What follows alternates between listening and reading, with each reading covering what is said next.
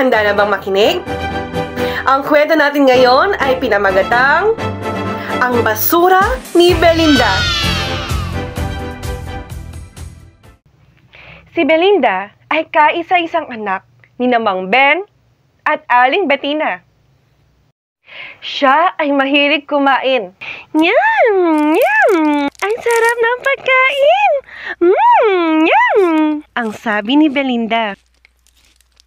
At itinapon niya ang supot ng kanyang basura sa kanyang likuran. Yum! Yum! Yum! Yum! At nagpatuloy siya sa pagkain. Ang sarap! Ang sabi na naman niya.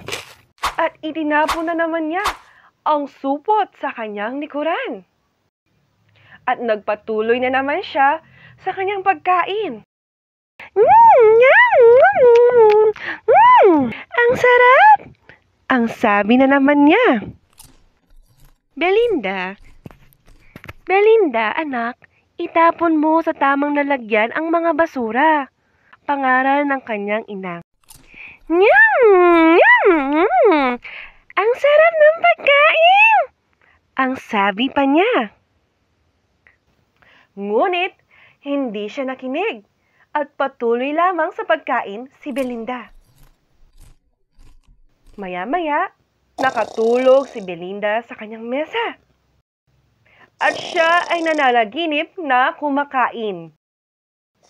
Ngunit, sa kanyang panaginip, itinapon lamang niya ang basura sa kanyang likuran.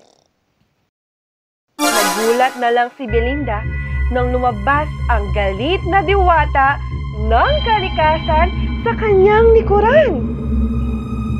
Tuturuan kita ng leksyon na hindi mo tinatapon sa tamang lalagyan ang mga basura.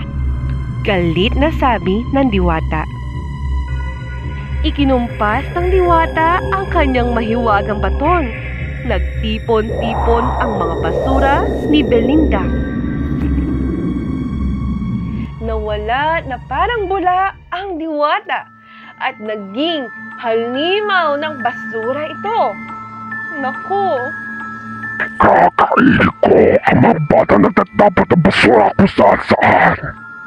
Galit na sabi ng halimaw ng basura.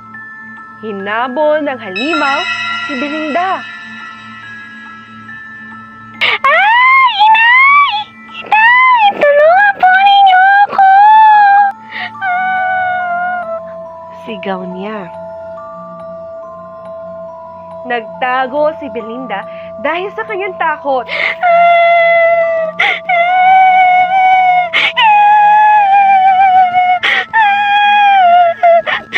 Iyak siya ng iyak. Diwata ng kalikasan, itatapon ko na po ang mga basura sa tamang lalagyan.